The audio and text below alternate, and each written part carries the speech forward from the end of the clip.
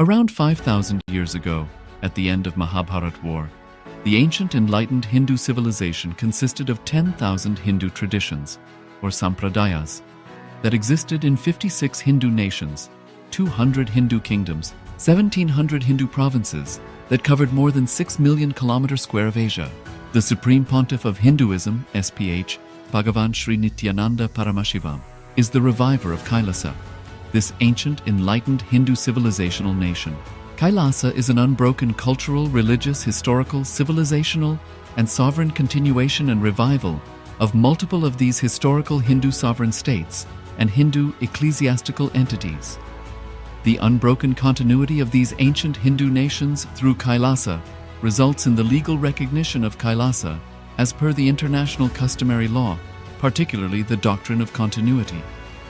The international law, the doctrine of continuity, implies that upheavals and revolutions within a country, changes in government, territorial adjustments, measures taken during military occupation, or other internal transformations do not negate the existence of the country, do not affect the legal personality and international obligations of the country or state. The Vienna Convention on Succession of States in Respect of Treaties, 1978, addresses these principles of the doctrine of continuity as it outlines international law during situation of state succession or continuation. International law recognizes a state's legal personality by recognizing its identity. This perspective extends even during the period when the given state or country is annexed or occupied by a foreign power. Even in such cases, the legal personality of the state is considered to persist, enabling its subsequent re-establishment. Historical examples dating back to the 18th century include cases like Portugal and Genoa that were re-established after the Vienna Congress of 1815. More recent examples include countries such as Poland, Ethiopia, Czechoslovakia, Albania, and Austria that were re-established after World War II. Even when a nation is deprived of its territory, the nation continues to exist. Its sovereignty and international legal personality continues to persist. The Dalai Lama, as the spiritual and temporal leader of Tibet, exemplifies this principle. In 1959, the Dalai Lama was exiled and forced to flee. Despite the challenges faced, the Dalai Lama continues to advocate for the preservation of Tibetan culture and garners worldwide support for Tibetan autonomy on the global stage. Similarly, from 1309 to 1376, the Pope of Catholicism had been in exile in Avignon. Despite this, he was recognized as the head of state as well as head of the church and given full privileges of the position after their return to Rome. Even in 1861, much of the papal territories had been lost, leaving the Pope with no sovereign territory other than the papal residence and related buildings. Yet his temporal powers were still acknowledged. He was recognized as a head of state, and later, the Lateran Treaty of 1929 formally re-established papal sovereignty over the Vatican City. The Sovereign Order of Malta further exemplifies this principle, retaining international recognition as a sovereign entity despite the permanent loss of their territory upon Napoleon's invasion in June 1798. Despite such permanent loss of territory, the sovereignty and the international legal personality of the Sovereign Order of Malta continued to persist. Much later in 1894, the order settled in Rome and acquired two properties, the Magistral Palace and the Magistral Villa that received extraterritorial status. Today, the order maintains diplomatic relations with 112 countries, issues its own diplomatic passports, currency, stamps, and vehicle registration plates, and has been granted observer status in the United Nations. All these examples of state re-establishment illustrate the principle of continuity of states, as per international law, that a state's legal personality persists over time.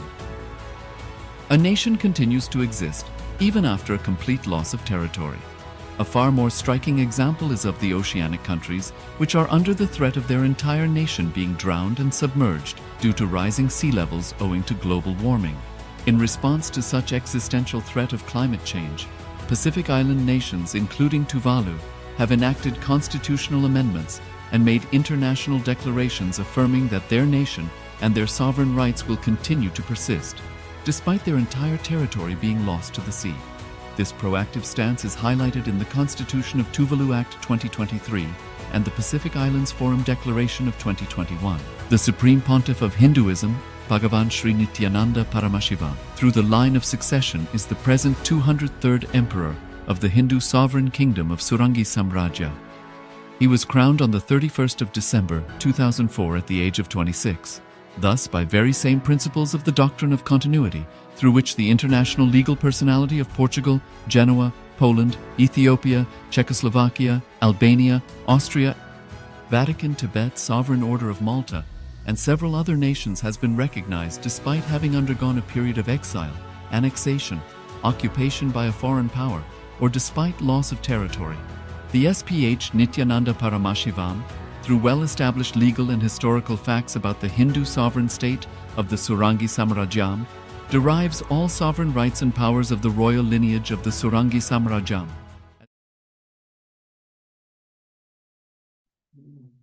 Nithyanandam Paramasukadam Kevalam Jnanamurtim Dvandvatitam Gaganasavisham Tattvamasyaadilaksham Ekam Nityam Vimalamacharam Sarvatirthakshibhutam Bhavatitam Trigunarahitam Sadgurum Tam Namami.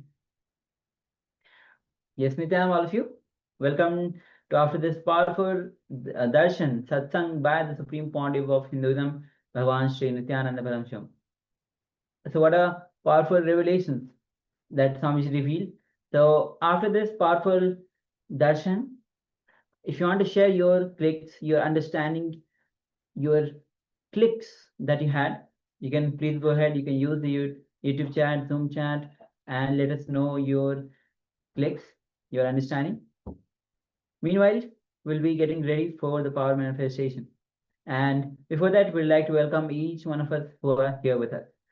We have Ma Stephanie Daters Nithyananda, Ma Isabel Nithyananda, Ma Sally Chan, Ma Puhu Puhanjin Nithyananda, Sharmin Moos Nithyananda, Jo Weping Nithyananda, Ma Jnana Guru Prasadini Nithyananda, Shri Lingodbhanaya Nithyananda, Ma Nitya Guna Nithyananda, Ma Nitya Mangala Rupini Nithyananda, Ma Mahasatya, Ma Paransatya Nithyananda, Ma Jyoti Nithyananda, Bengro Yang Nithyananda, Ma Tre Sukananda Nithyananda, Ma Ananda Aghora Rupini Nithyananda, we have Gui Zu Singh Nithyananda, Wu Hui Nithyananda, Zhang Zi Hao Nithyananda, and we have Ma Ananda Paramashakti Nithyananda.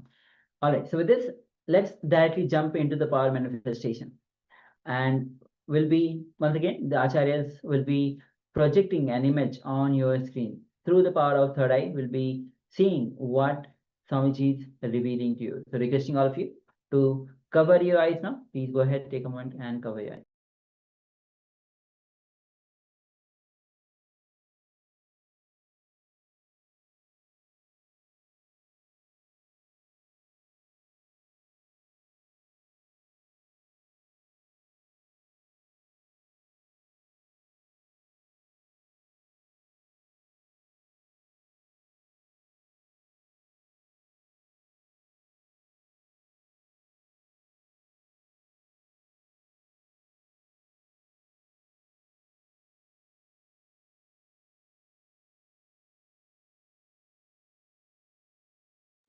Yes.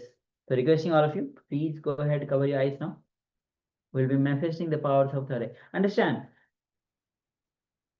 third eye is the seat of willpower. Since ages, people have been looking for that mystical experiences, the door to that experiences. Understand, third eye is the seat of willpower. Third eye is the seat of that experience. Third eye is the seat of the window to the cosmos, window to that infinite consciousness. So bring back again and again yourself to the space of oneness, because it is from the space of oneness the powers of third eye starts manifesting. So with this, let's get ready. You can cover your eyes and let's get ready. Sit with your head, neck, spine, and straight line. Cover your eyes now. and just unclutch. During this power manifestation, just forget everything else. Nothing else matters. Just be in the space of oneness. Forget the world, forget the mind. This is your time to be in oneness with Paramashiva, where nothing else other than Paramashiva exists.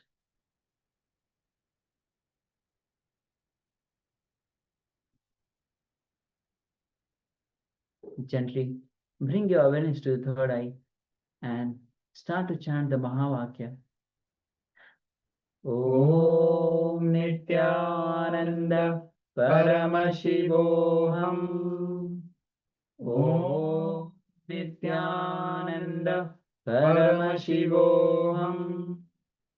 Om Nithyananda Paramashivoham. Keep chanting the Mahavakya.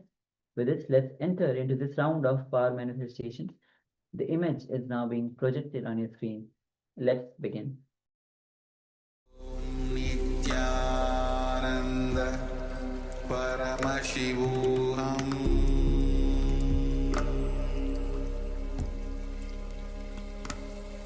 Om Nithyananda Paramashivoham.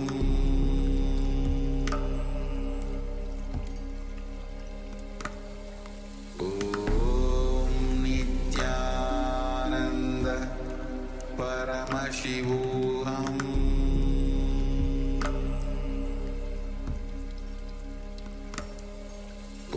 Om Nithyananda Paramashivoham. Om Nithyananda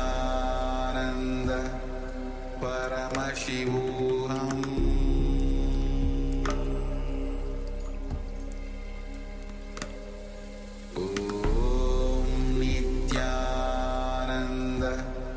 Paramashivoham.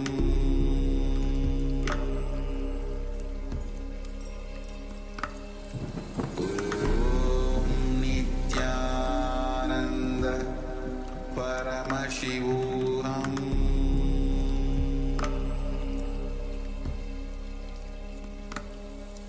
Om Nithyananda Paramashivoham.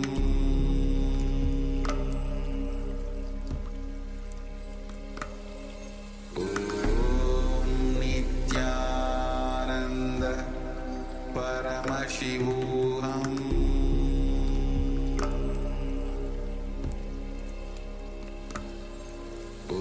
Om Nithyananda Paramashivoham. Om Nithyananda Paramashivoham. Paramashivoham.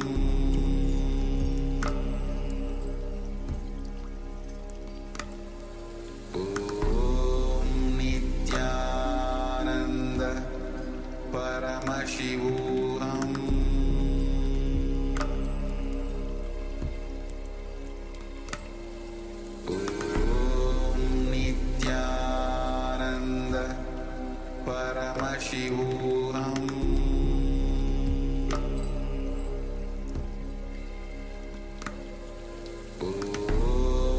Nithyananda Paramashivoham.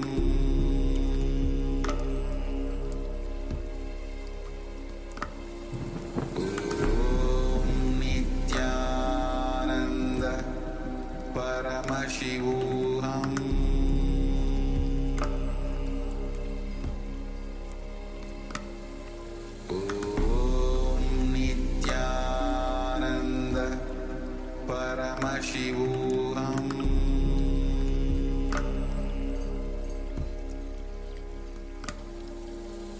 Om Nithyananda Paramashivoham.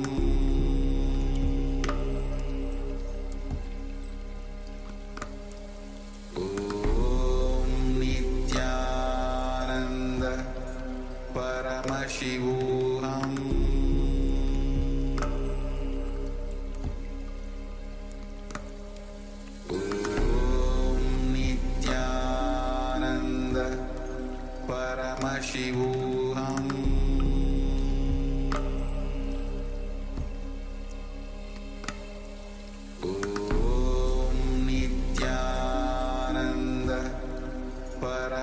Paramashivoham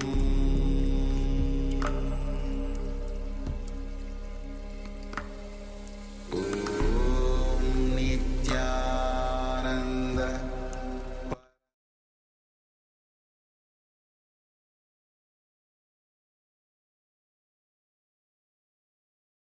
Yes, slowly, very slowly. You can remove your eye bands. You can open your eyes. Yes, you can open your eyes now. You can remove your eye bands. All right, so let's take a few moments and let us share what Swamiji revealed to you. We already have one sharing from Sri Ringodvanaya. As says a swimming pool. Okay, thank you for sharing. Yes, so all of you please go ahead and let us share. We'll be giving few moments. So please take a moment and share. Ma Salishan, Sarmemos, Ma Gyana Guru Prashadini, Ma Nisray Guna, Ma Nitya Mangala Rupini, Ma Satya Param Satya, Ma Jyoti, Bengro Yang, Ma Sneha Kanda, Ma Anand Aghora Rupini, Wei Suizing, Wei Hui, Zhang Zihao, Anand Param Shakti. Everyone, just take a moment and let us share.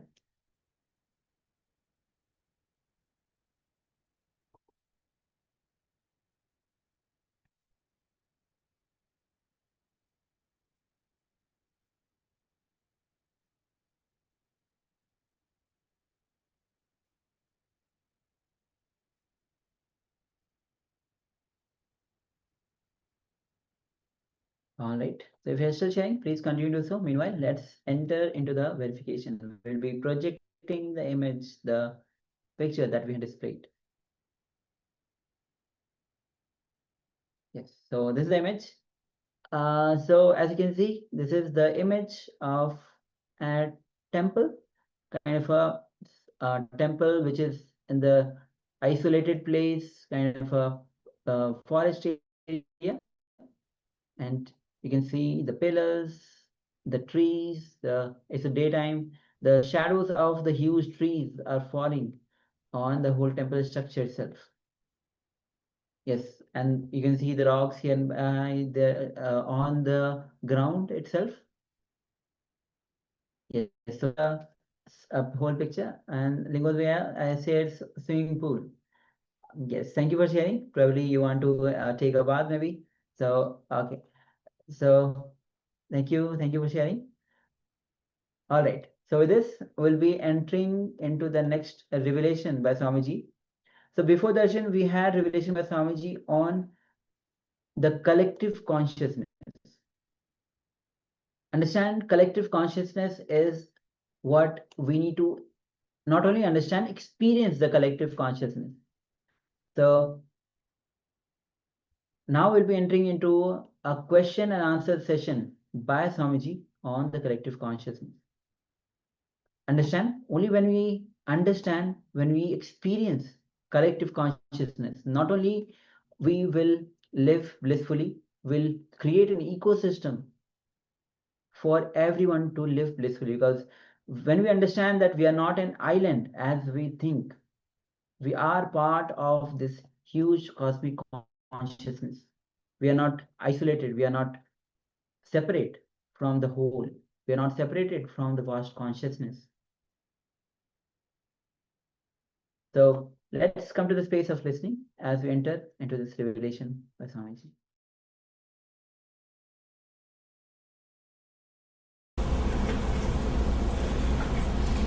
According to science, vacuum is absence of matter, but according to you, vacuum as energy. Matter is manifestation of energy. How will you define vacuum then? Please understand, now the science has changed its view.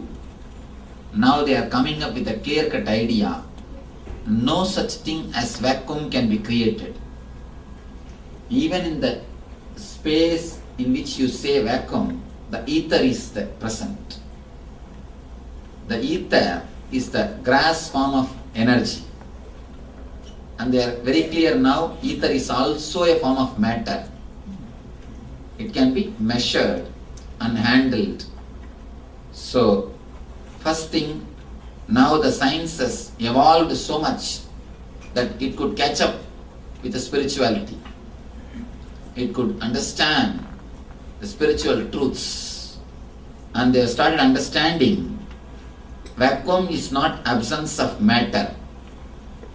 It is absence of certain parts of matter, not completely all matter. You have 5 elements. Vacuum is absence of 4 elements. That's all. It is not the absence of matter. So, science has changed its opinion. And this itself has answered my question. The question. So my stand is accepted by the science, where lately they are coming up with their clear concepts also to work on the ether, how to use the ether and all those things. Thousands of years ago, the Eastern rishis have developed Vastu Shastra to use the power of ether. All our Vastu Shastra means the technique of building homes and houses are all based on this science of ether. So now they are working to how to use the power of ether. So the next question is very clearly answered in this itself. According to me and according to science, vacuum is energy, and vacuum is not absence of matter. And I define, according to me, vacuum is not something special from total. Total and vacuum are one and the same.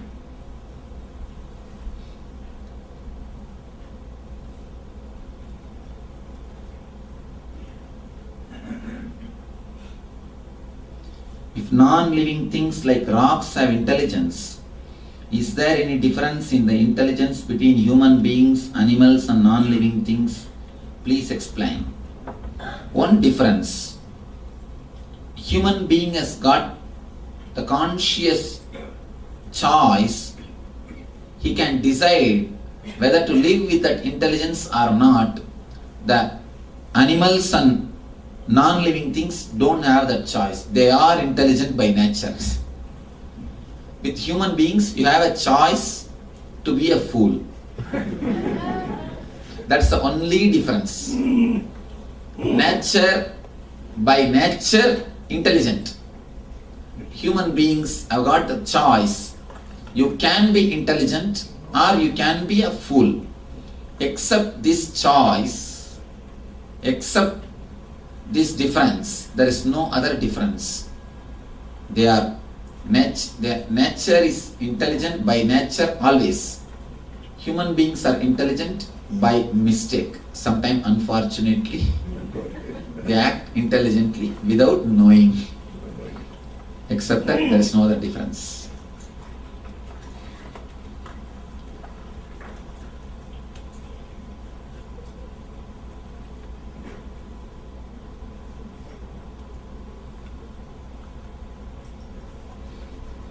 I understand that as you go deeper into the 7 bodies, the distance becomes less. How do you move down in levels of bodies and stay there so you can truly experience collective consciousness? It is just as simple as 1, 2, 3. Just very simple as 1, 2, 3. 1, after the lecture, go to the volunteer. 2, register for NSP. 3, be here tomorrow morning. Just 1, 2, 3. It's as simple as 1, 2, 3. You can experience and stay there.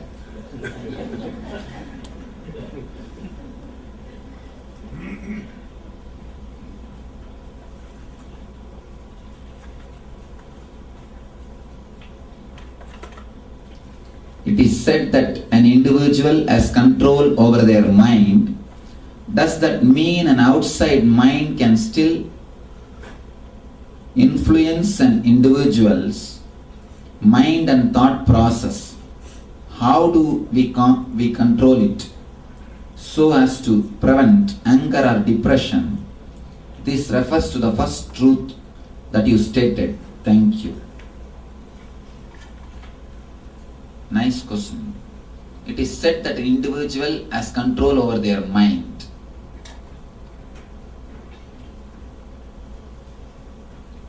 And can I know who is that individual who put this question? It is said that, oh, you are. Can you control your mind? This is the same reply from everyone it will be.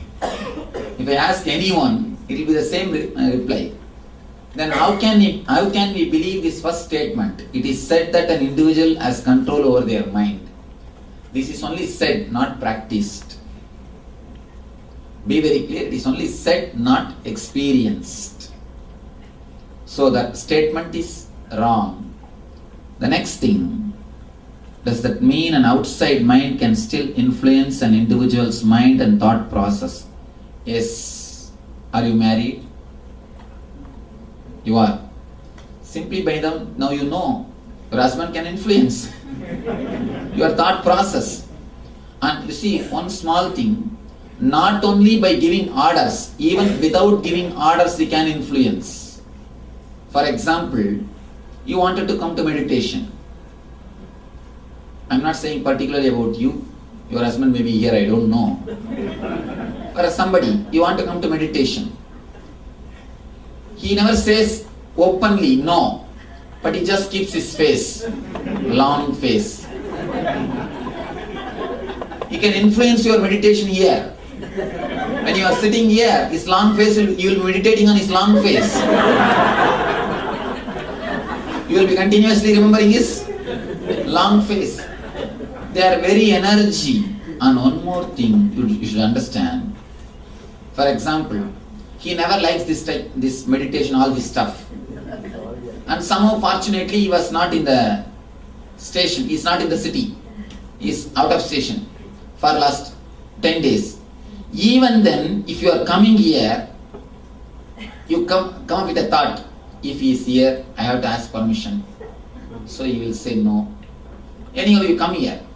You have not asked him. He has not showed any even body language or verbal language. Nothing has happened. But when you are sitting here, your energy will be totally different.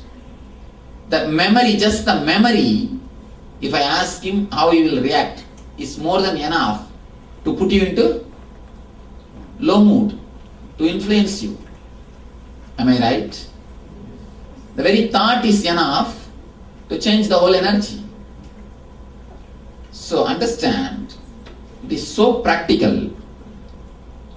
Others can influence your mind without even expressing their thoughts, without even expressing their body language.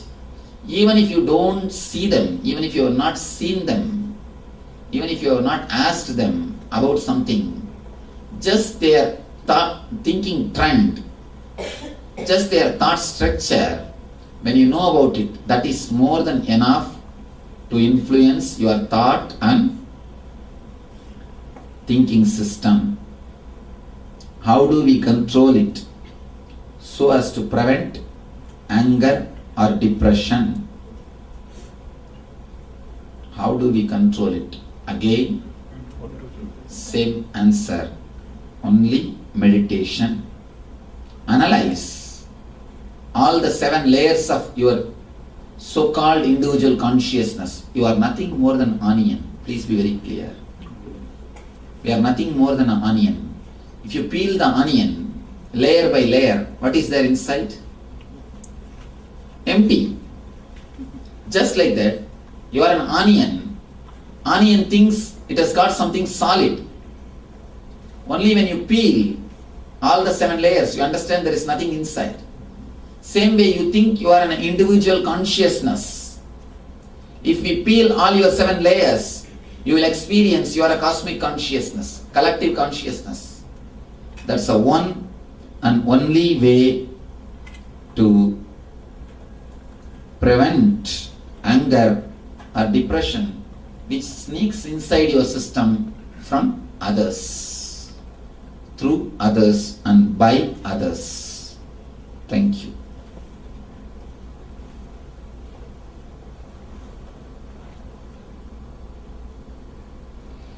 Why do we have to suffer? In childhood, we are trained to be separate from others, then school to learn to be somebody, and then adults competing in commercial jobs, and ultimately, if the ultimate truth is we are one, bliss, why cannot mass consciousness also reflect this joy, peace and love?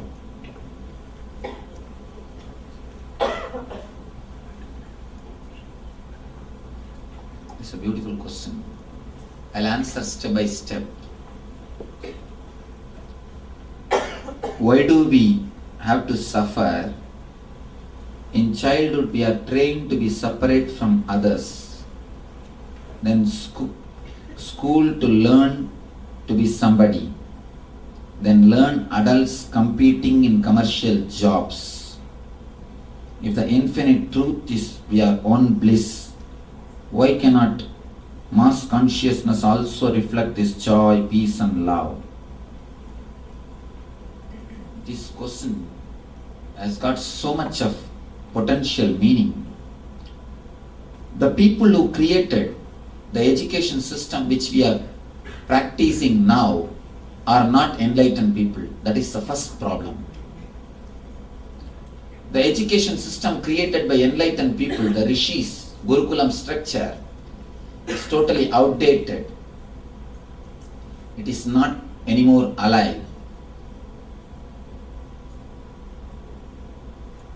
Let me say a few things about the Rishi culture or Gurukulam education system. The education system designed by enlightened masters. In that system, any child who takes birth in that country belongs to the university. He belongs to the master. Parents have no right over kids. The moment they give birth, he or she will be handed over to the Guru. And Guru takes care of him. There are just few rules I'll explain. They are not allowed to wear clothes till they are 7. You do not know, you laugh. It means till 7 they are not even given an idea that they are some individual bodies. They are allowed to relate with existence, ether, straight away with their whole body. They are allowed to relate with flowers. They are allowed to relate with forest. They are allowed to relate with trees. They are allowed to relate with earth. Till the age of 7, they are not even given an idea that they are somebody, they are some body, as you asked in the question. They are some body. And the next thing, they are not taught to suppress the left. They are not given the idea whether they are male or female till the age of 7. They are not given the idea whether they are male or female. They are not given the idea that they are somebody. They are not given the idea that they have to suppress some part of their body. They are allowed to live with this whole body. If you can just apply these 3 things with your kids. Don't separate their upper body and lower body with cloth. Means don't put anything in the hip. Give something like which covers the whole body. Next, don't give them continuously idea that they are somebody. Of course, it will be very difficult for you because you have to send them to school and lot of things. Only with that atmosphere it is possible. The Rishi culture, they are not given any idea. At the age of 7, they are given a meditation technique. Even if they collect the idea that they are somebody, they can dilute it, they can again and again flush that idea away. They can flood it. They are given a meditation technique again and again to tune themselves to the collective consciousness. That is what we call Gayatri. From 7 to 14 they practice that Gayatri, through which they will be continuously relating to the collective consciousness. By 14 they will have the glimpse of the collective consciousness, means the conscious experience of enlightenment, Satori, the blueprint of enlightenment. And after 14, based on their Satori, after having Satori, means the first experience of enlightenment, they will be given a deeper level techniques to continue in their path. By 21, they will become enlightened. And I tell you honestly, there was a time when more than 70% of the people were enlightened. That's what we call Satya Yuga. There was a time in the Rishi's culture when more than 70% of the people were enlightened. Other 30 were minus, below 7. They were working towards it. Either they are already enlightened or they are working towards it. Our social structure, the social structure created by enlightened masters is either already enlightened or working towards enlightenment. That's all. There is no other category. Whole society is only two categories. One is achieved, another one is traveling. That's all. Enlightened and seekers. Of course, unfortunately, we lost that education system. That is why I have to conduct NSP every week all over the world. And it is not so easy to conduct this program. People who attend, they say, Swamiji, 2 days, except few hours of rest, you will not have much rest. And people don't feel tired. That's different, because they feel so much of energy through meditation. They come and tell me, Swamiji, how is it possible? 2 days we have spent without sleeping. And I tell them, for you at least it's only one weekend. For me, every weekend. For last 2 years, there was not a single weekend in which I was not having some program, some ASP or NSP in some part of the world. If you see our website and see my program, throughout the year, till 2006 beginning, throughout this year till 2006 beginning, not even single weekend is free. Somewhere or other, we are having ASP and NSP. You can see the complete program. And apart from that, even in weekdays, in India we do this program as 4 days program, 4 days course. Continuously I am doing the programs, ASPs and NSPs, everywhere, because the Gurukulam system is lost. Now we are trying to revive the Gurukulam system. Already we got few kids of our devotees and started the Gurukulam in India ashram. Soon we are expecting to revive the Rishi culture along with giving modern education to them without disturbing their collective conscious experience or enlightenment.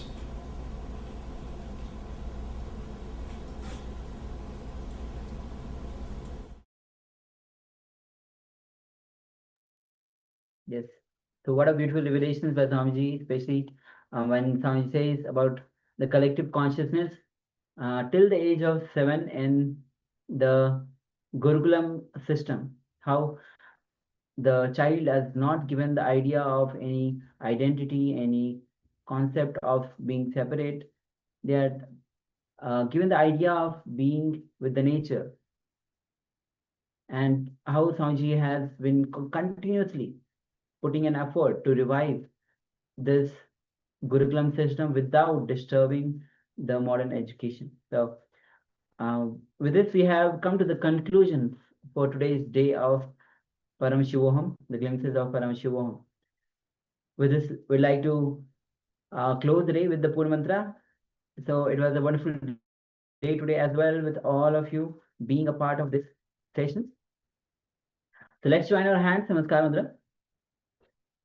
Om Purnamada Purnamidam Purnat Purnamudachyate Purnasya Purnamadaya Purnamevavashishyate Om Shanti Shanti Shanti Hari Om Tat Sat Sarvam Bhavashri Nithyananda Paramjopanugarpanamastu Om Nithyanandam.